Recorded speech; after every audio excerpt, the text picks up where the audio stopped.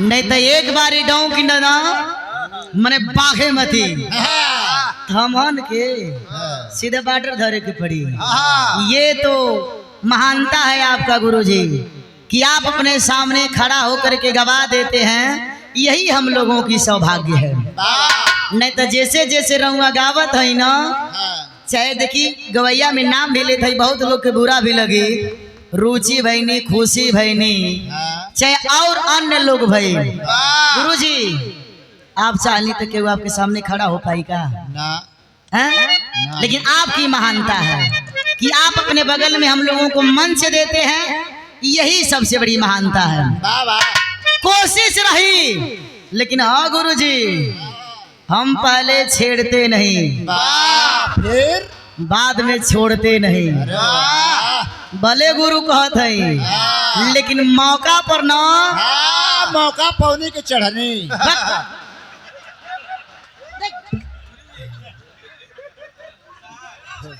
बिरहा के बात कहते हैं। हाँ ई लाइन कहत मानी, नहीं तो चढ़ला में तो कोई शब्द हो गई। बिरहा के बात। हाँ तो हाँ तो बिरहा गावत है। गुरु जी के भी महसूस हो जाई कि नेपाल से कोनो गवैया चल के आके गाजीपुर में गा के गए। आइए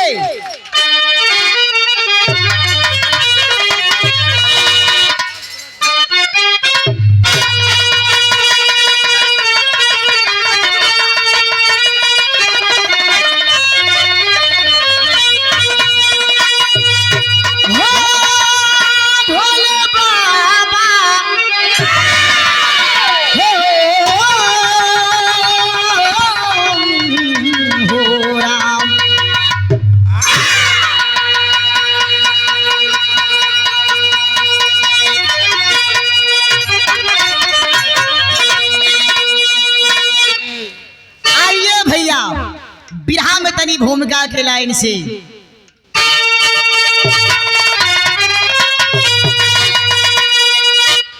तो बागवा बन के बागी वतन के लिए क्रांति बिगुल कर बाजा बजा ही दिया। तो जिसको मरने घैरन जगम ही नहीं,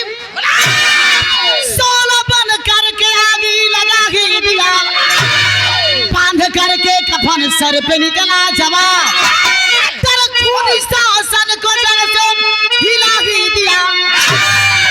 अरे गणेश जी गोरी दुल्हन के लिए बल्कि बेबी पे गर्दन कटा ही दिया।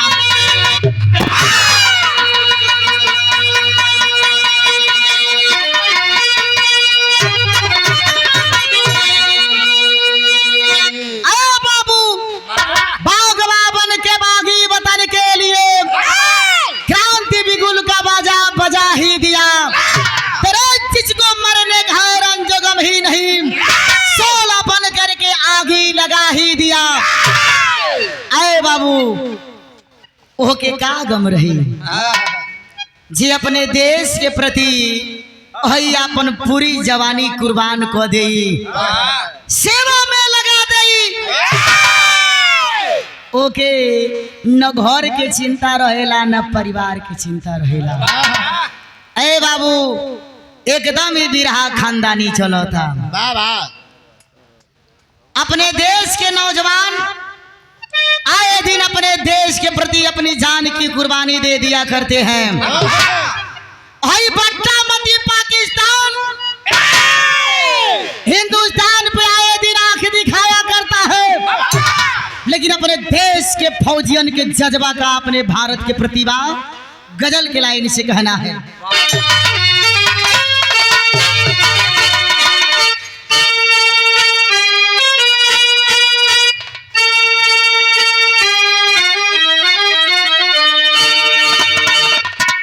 कौनो आशिक अपना मासूका से, कौनो प्रेमी अपना प्रेमिका से क्या कहता है? अरे परवाने जल रहे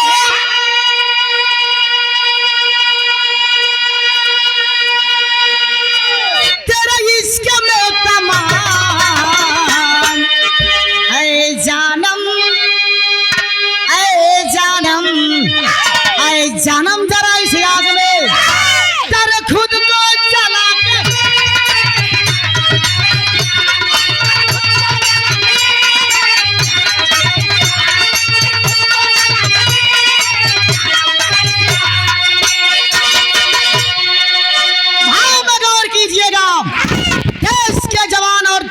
जज्बा के लिए क्या लिखा गया? क्या रे मरते हैं जो वतन पे, अरे ये मरहा उनका नाम, अरे राहे वतन पे अपना, हो राहे वतन पे अपना तर गर्दन कटा।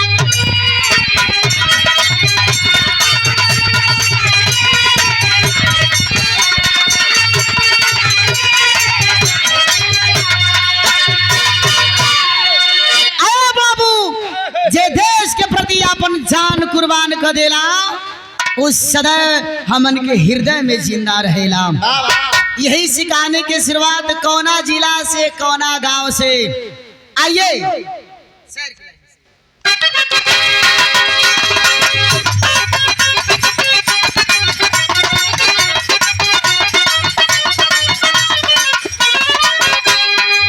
गुलाम देश में,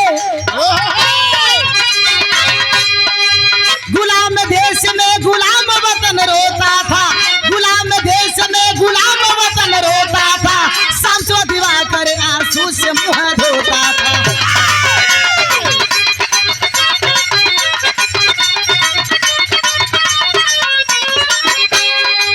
अनाथ होके कैसी सकती आजादी थी, लहू के रंग से यार हो रही हुमादी थी।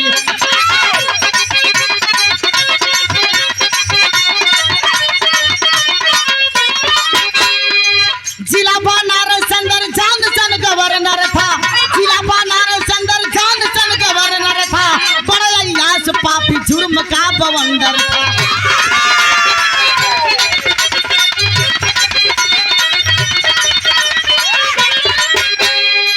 सजी बनारसी नरकटिया के बेला में कमीना गवर्नर आया था उसी मेला में।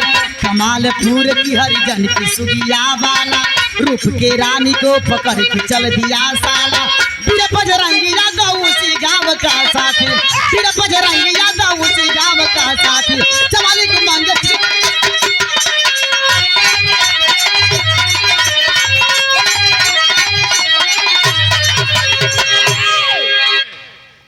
ए बाबू, कोनो दूर दराज के कहानी ना बल्कि आप ही के जिला बनारस। हर जिला में तमाम गांव होला, गांव के अनेक नाम होला। जिला बनारस से गांव बताल गई जो गांव के नाम कमालपुर। कहानी हो से बा जब अपन भारत गुलाम रहल, अंग्रेजन के हुकूमत चलत रहल। आए दिन कहीं मंदिर तो कहीं मस्जिद। अंग्रेज हमारी बहू बेटियों को सुरक्षित नहीं छोड़ते थे।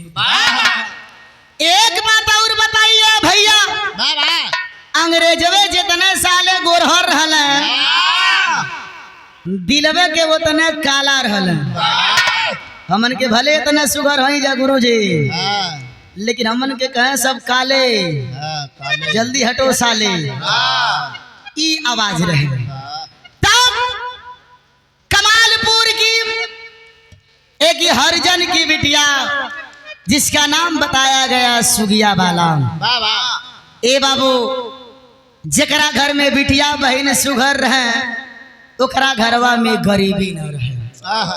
गरीबी रहा तो ओकरा घर में बिटिया बहन भगवान ने दे।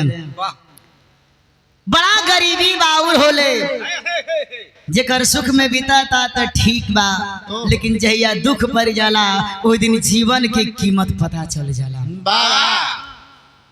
हिंदू धर्म के एगो पर्व जोने के दशहरा पर्व बड़ा धूमधाम से अभी 20 दिन पहले 25 दिन पहले हमन के मनौली हो। दशहरा के मेला में हर घर के बिटिया बहन मेला में तैयार होके मेला करे जाली।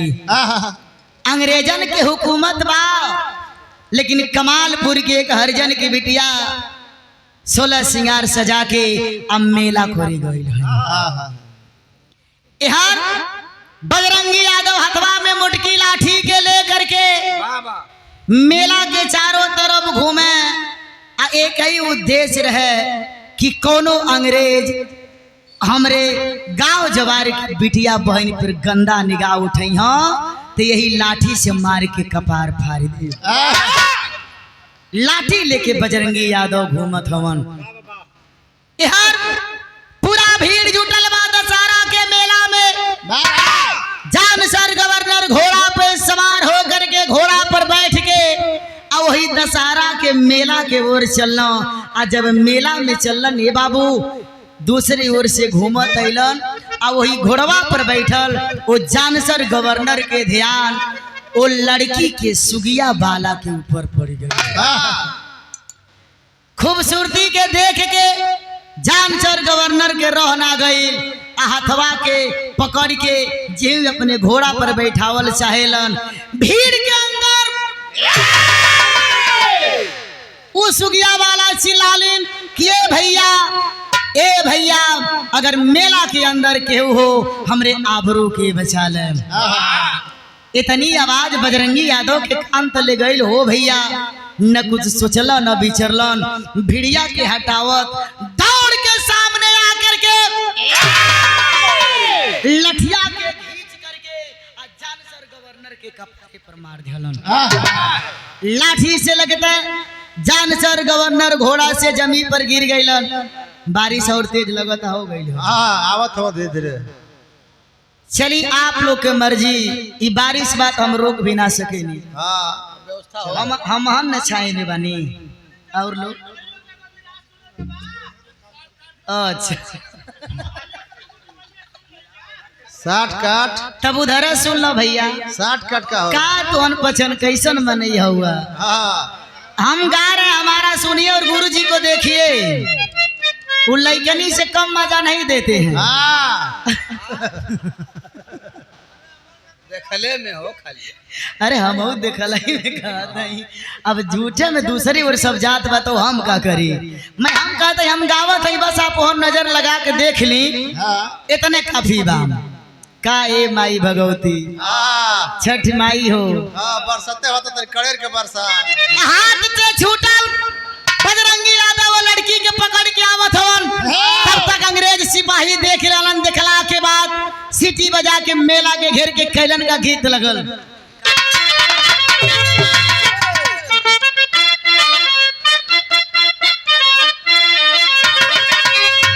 दुल्हन कहे अरे दिखाई देता हो रजऊ तू गम के मेला दिखाई देता हो।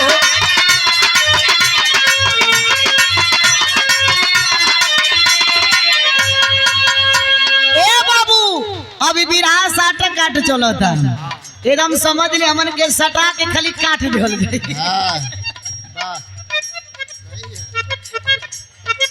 ए पहलवान ना हमन खाली सटा के काटल जाई। बस तनी सुनी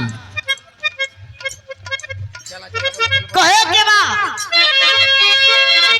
जब सुगिया के हाथ छूटल है बाबू भीड़ से निकल तड़ी।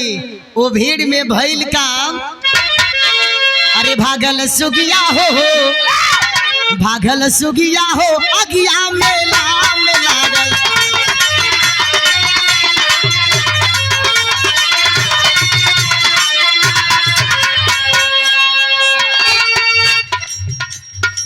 सीटी बजा करके दौड़े सिपाही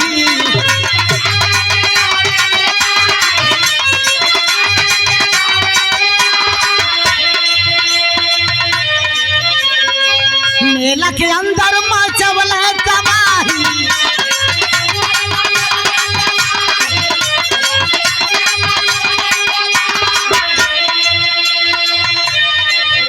बढ़ल रगिया हो अगिया मेला में लागल।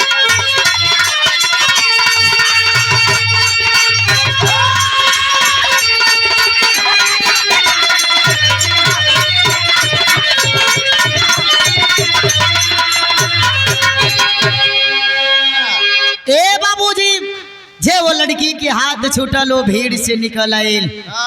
जानसर गवर्नर के घोड़ा से गिरल। अंग्रेज सिपाही जो जमीनी पर देखलन सीटी बजा करके मेला के घेर लेलन। घेरला के बाद वो अंग्रेज सिपाही पता लगावत हवन कौन कोड़ा से मार करके हमारे गवर्नर साहब को जमी पर गिराया है। चारों तरफ मेला के घेरलन, अंग्रेज सिपाही पता लगावत हवन कि जल्दी बता दो वरना जितने भी मेला के अंदर लोग हो सारे लोग गोली से भून दिए जाओगे। केहू ना बतावता। पता लगाते लगाते बजरंगी यादव के जब पता लगा लेलन ए बाबू, अंग्रेज सिपाही बजरंगी यादव के पकड़ के कैलन का गीत के लाइन से गाना।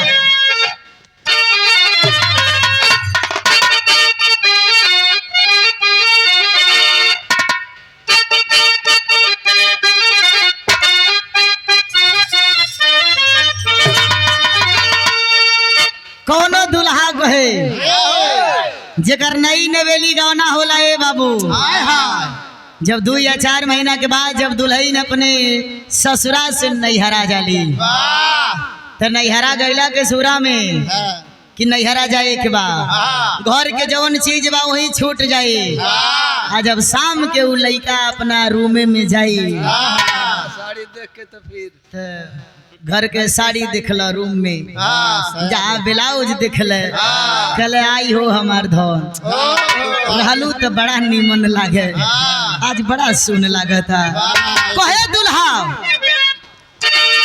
अरे सुन साल लागेला, अरे घर अंगनवा ए धन ताइया से जहिया से गैलू नैहरवा ए धन तहिया से। लेकिन ए बाबूजी बिरहा में तनी गौर करब, अंग्रेज सिपाही बजरंगी यादव के पकड़ के कैलन काम। अरे मेलवा में कैला यादव, अरे बजरंगी घेराई हो, अरे पढ़ाई कैला पेड़ावा में।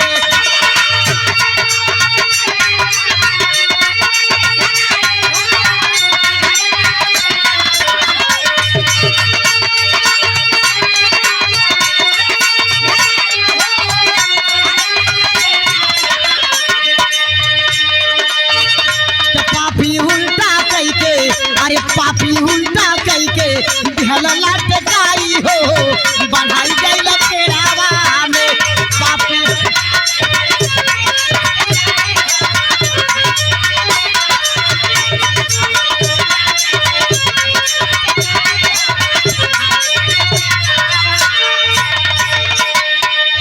अंग्रेज सिपाही वो देश के लाल बजरंगी यादव के पकड़ के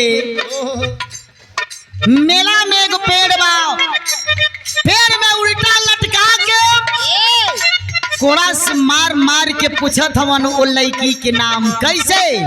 मारे मारे पूछे पापी सुगिया के नाम हो।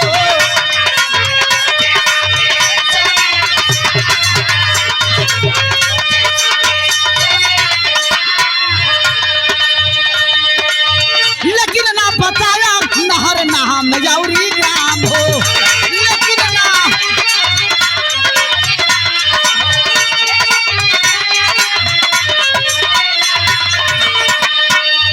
विषधर नाग गया, विषधर नाग गया, खून से नहाई हो, बढ़ाई गई पेड़ावा में।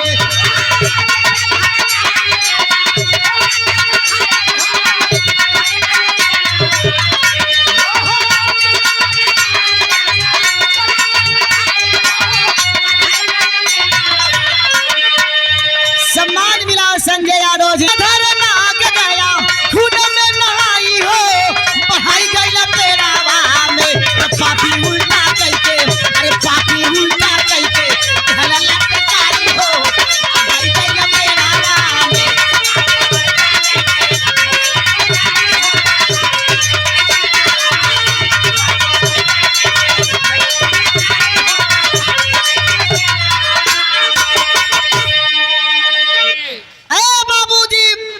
अंग्रेज सिपाही उल्टा लटका के बजरंगी यादव से कोड़ा से मार मार के पूछत हवन कि ए बजरंगी, जिस लड़की का तू आबरू बचाया है उस लड़की का नाम बता दो और उस लड़की का गांव बता दो।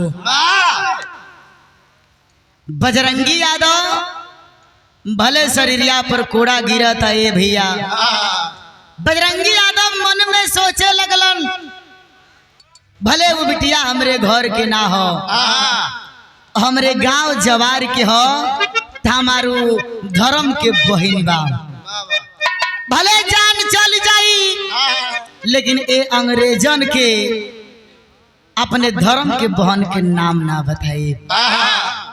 नाम ना बतौलन। अंग्रेज बजरंगी यादव के शरीर पे इतना कोड़ा मरलन, ये बाबू 101 रुपया सादर प्रणाम बा। ये वैसन जगह ही लोग ढेर खोजला, तो वैसने जगह के चक्कर में नहीं पड़नी। ए बाबू अंग्रेज सिपाही ले के बजरंगी यादव के जेल में बंद कर दिलन। ये खबर एकदम आग के तरफ फैल गई कि अंग्रेज सिपाही बजरंगी यादव के कोड़ा मार के जेल में बंद कैले हवन। इतना बतिया के पता वो धर्म के बहन सुगिया के मिल गई। आज जब पता चलल कि अंग्रेज शरीर के मार के कोड़ा से मार मार के हालत खराब कैले हवन, तब वो धर्म के बहन क्या मन में विचार बनाती है। गीत लगल मास्टर जी।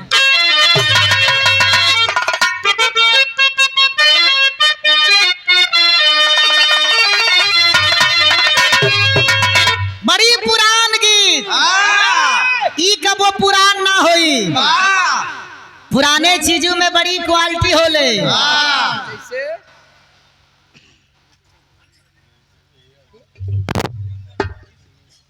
मैंने हर चीज में छ लगी। और नेपाल के तो बतिया लग, नेपाली भाषा तनी पूछे के रहे तो यहाँ से पूछ ले। ए भैया जब खबर धर्म के बहन के मिलल तो कहलिन का गीत लगल।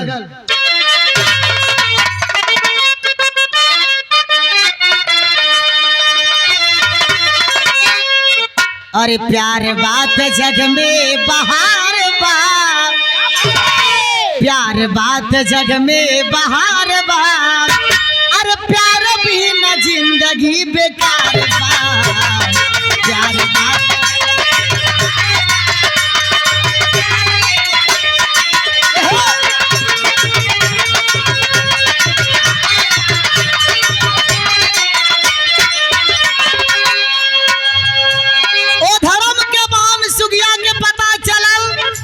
कि अंग्रेज बजरंगी यादव के जेल में बंद कैले हवन।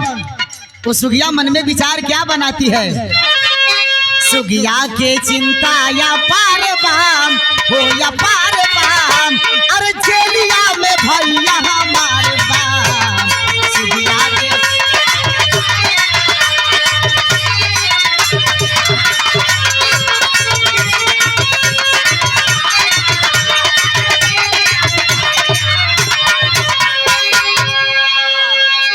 धर्म के भाई मान यादव के ललनवा,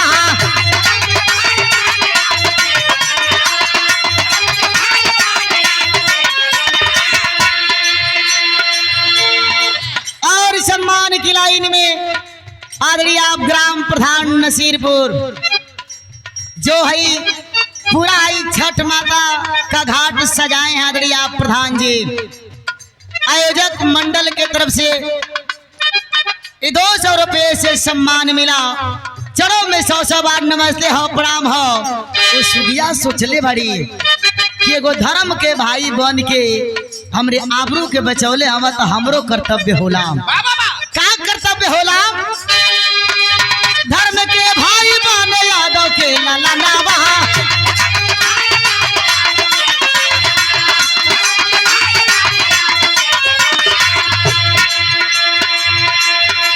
जेल से निकालब चाहे चली जाई जनवा हो, चली जाई जनवा, जेल से निकालब।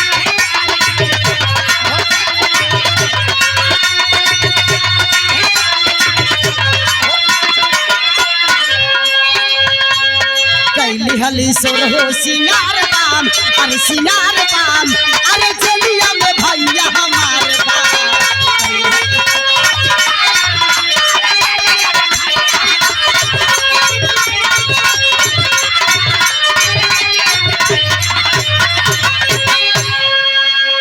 हाँ तो भैया पूरा बिरहा सुनवैया में नंबर 1 अपने हुआ। गावत हमन के गर्मी और फूकता। देख ली जज्बा वैसे चाहिए।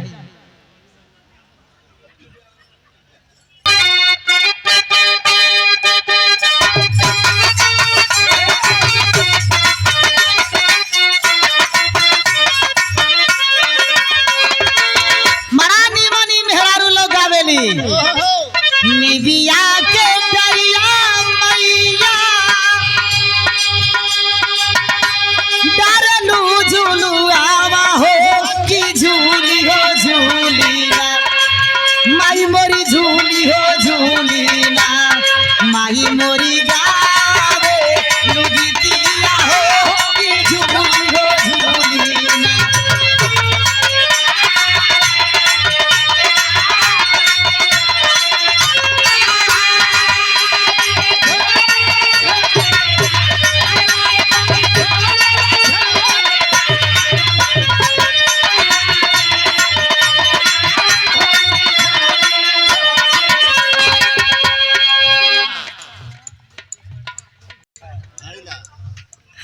सम्मान मिला, सादर प्रणाम। अजीब नाम होला, अजीब लोगो होले। अपना भाई के देखली तो कहली का बहरा के अंदर पहुंची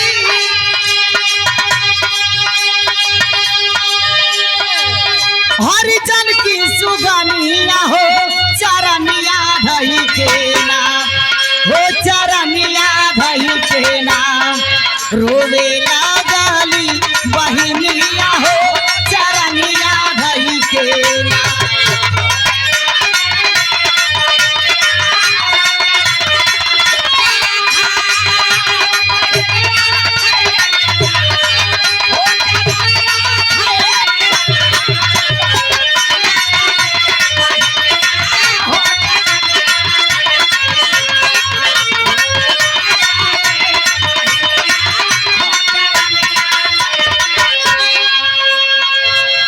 भाई के देख के बहन की आंखें से आ सुना रुका था।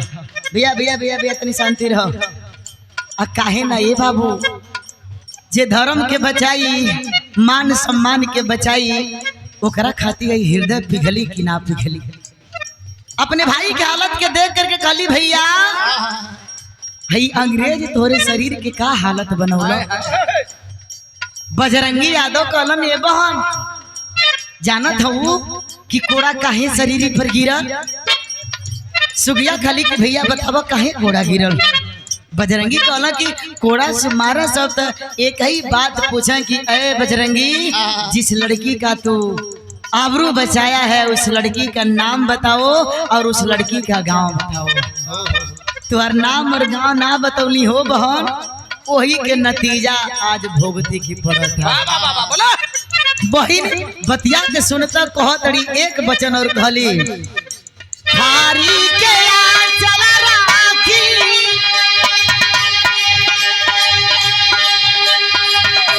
बनली बहिनिया हो चरनिया धई के नाम हो चरनिया धई के नाम रोवे लागली बहिनिया हो चरनिया धई के नाम।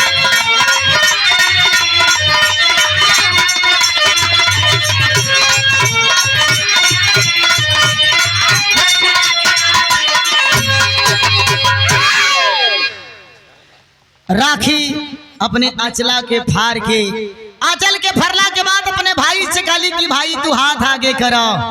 आज बजरंगी यादव हाथ आगे कैलन राखी बांध करके एगो कसम धरौली कि ए भैया आज तो के मेहरारू के पोशाक पहन के मेहरारू बन के तो के जेल से बाहर जाए के बा। आज तना बतिया खाली बजरंगी यादव हाथ पीछे घिस के काला हटा आज तोरे खातिर हई अपने शरीर के हालत ऐसा कैली कि तू कहत हो कि तो के मेहरारू के रूप बना के जेल से बाहर जाए के बाद जेलिया में हम रहो। अरे बहन अगर जान जाइए अंग्रेज सारे की तू वह लड़की हो तो तोरे आंचल पे दागी लग जाई हो बहन हमरे है शरीर के कुर्बानी व्यर्थ हो जाई। इतना बात सुन करके बजरंगी यादव डांट करके एक बात कहते हैं अपने धर्म के बहन से। गीत के लाइन हो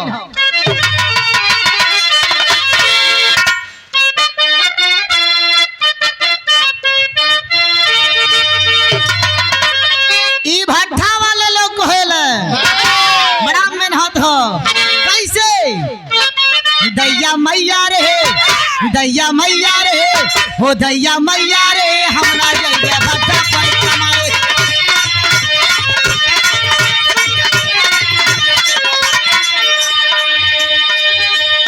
लेकिन डांट करके बजरंगी यादव खलन की ए बहन सोने खातिर अपने हई शरीरिया की हालत कैले हई तू का कहत हूं पगलैलू कहत हमन का पगलैलू हो पगलैलू हो अरे पगलैलू हो अइलू हमके जेल से भगावे।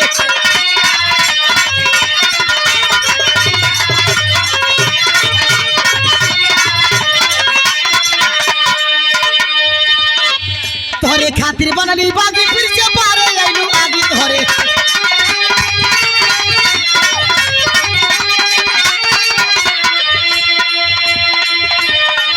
कुत्ता अंग्रेजी उन्मादी दामन में लग जाई दागी कुत्ता।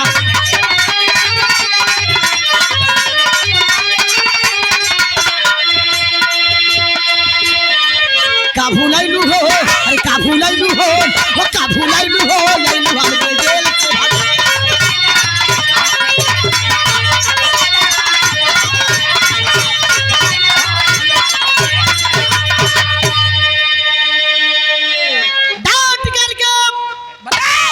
बजरंगी यादव अपने धर्म के भान से घलन का भान उ दिन भुला गइलू जन इतना भीड़ में वो अंग्रेज तोहरे आबरू के लूटल चाहत रहल हो बहन आज जान जाइए कि तू है लड़की हो तो तोहरे दामन में दागी लग जाइए बहन जन हम कोड़ा अपने शरीर पर खैले हई इहो व्यर्थ चल जाई। जेल से बाहर जैसे आई रहुए बहन उसी रास्ते जेल से बाहर चल जा हम ही के जेल में रहे दा।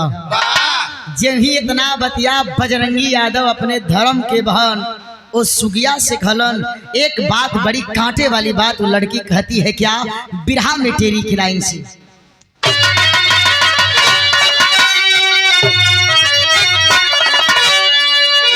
अरे ललकार मैहर वाली चंडिका अरे ललकार मैहर वाली चंडिका तो हिम्मत के हाथी पर बैठ गई।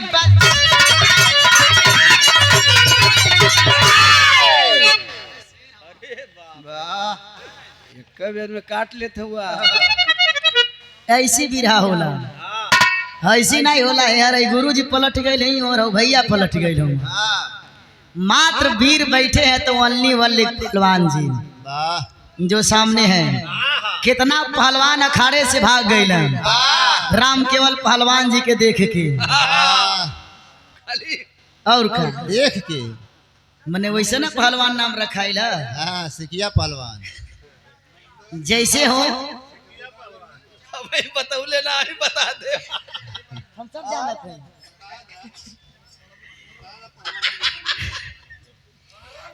भैया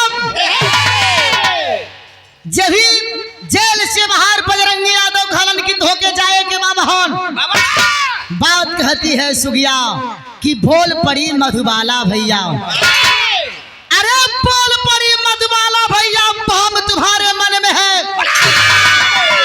जिस मिट्टी के तुम हो पुतला वही हमारे तन में है। तेरे भले भास्कर पूरब से अरे भले भास्कर पूरब से पश्चिम उदय हो जाएगा कोई कमीना दामन में ना दाग लगाने पाएगा। तो दाग लगाने वाले को अरे दाग लगाने वाले को पैरों के तले कुचल दूंगी मैं भारत की वाला मच्छर के तले मसल दूंगी। सुगिया गाली किए भाई तू जाना था कि मर्द हवा ते भाई तनी गौर से सुन ला जन हिंदुस्तान के धरती पर तू जन्म ले ले हवा वही हिंदुस्तान के सरजमी पर हम जन्म ले ले हैं। एक क्या बात है भैया कि तू मर्द हवा हम मेहरारू हैं लेकिन गौर कर लीजिए इतिहास का पन्ना उठा लीजिए जब जब भारत में कोई आग उठाकर देखा है तो यही नारी दुर्गा चंडी काली बनकर के राक्षस को संहार की है। पाके जाए दे हमका, भले हई जान चल जाई लेकिन अंग्रेजन के अपने दामन पे दागी ना लगे थे। यही इतना बतिया बजरंगी सुनलन भैया, मेहरारू के पोशाक पहन के जेल से बाहर निकलम। आ जेल से बाहर निकलत हवन भैल का बिरहा में पापट के लाइन से।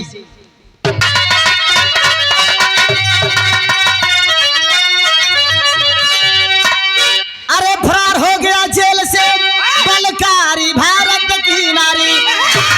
अरे फरार हो गई जेल से, अरे बलकारी भारत की नारी। आज जेलर के कोठरी में गई बेचारी भारत की नारी।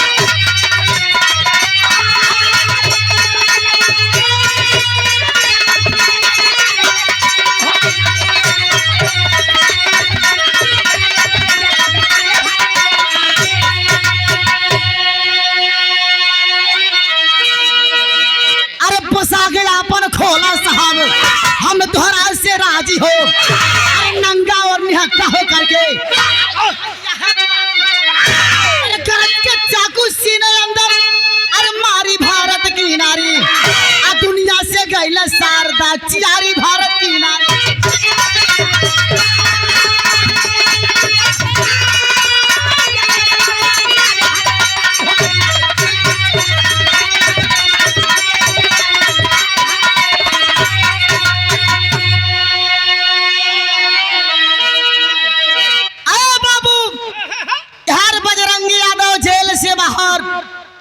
उस सुगिया अंग्रेज के जबान धेले रहे, क्या हिंदुस्तान के नारी हई, जबान धेले हुई तो वो अंग्रेज सिपाही से मिलब जरूर। हाथ में छोट के खंजर ले बा, हथवा के पीछे कैले जेलर के सामने पहुंच गई। जेलर बड़ा खुश हो गईलन, कहलन अरे वाह मिली लड़की आज। न कुछ सोचा थवन न विचारा थवन, अपन हरवा हथियार हुई जमीनी पर रख के आ दौड़ करके जही पकड़े जात हवन भारत की नारी।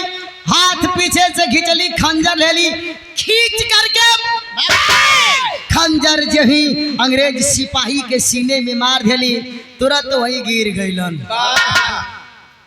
छत पर से दो सिपाही ड्यूटी में ज्यों खंजर लगत देखलन, कलन हो देखा एगो महिला आके जेल के अंदर हमरे सर के मार देली। दौड़ के छत से नीचे आके वो लड़की के पकड़ के जेलर के सामने ले गईलन। जब ही जान सर गवर्नर ओ सुगिया वाला के चेहरा देखलन, ए भैया मेला वाली चेहरा से और लड़की के चेहरा से मिलावे लगलन। जान सर गवर्नर जान गलन कि वह लड़की हो जौन के पकड़ के अपने यही जेल मिलावत रहली। मिलावला के बाद तुरंत ही सोच लेते हैं और सिपाही को आदेश वो जान सर गवर्नर देते हैं कि जेल के अंदर जाओ, देखो जिस बजरंगी को हम लोग बंद किए हैं वो जेल में है कि नहीं है। इजाजत के पा करके जे ही जेलर जेल के अंदर गईलन, बजरंगी वहां से फरार हवन, जेल के कोठरी में ना हवन। दौड़ के अंग्रेज सिपाही आकर के अपने गवर्नर के सामने कहते हैं कि सर जिस आदमी को हम लोग बंद किए थे वो तो आदमी जेल में है ही नहीं, ये कहां से एक लड़की आ गई। तब वो गवर्नर सोच लेता है कि ये दोनों मिलकर के चाल किए हैं। पेपर में निकलवा देता है जान सर गवर्नर कि कल नंगा और निहत्था होकर के तेगा तलवार पे जेल के अंदर ये लड़की नाचेगी।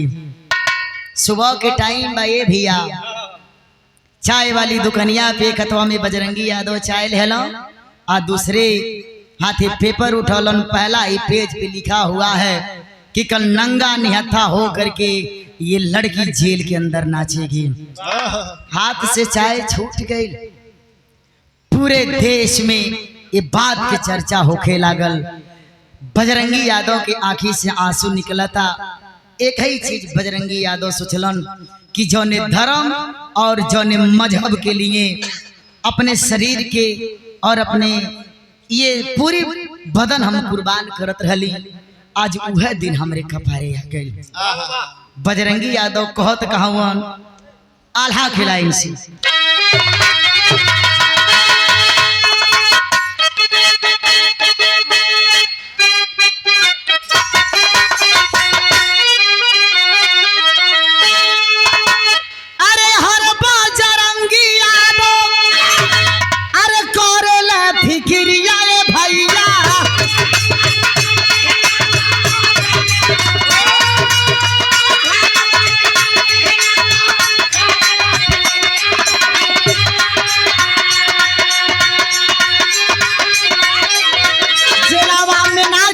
कैसे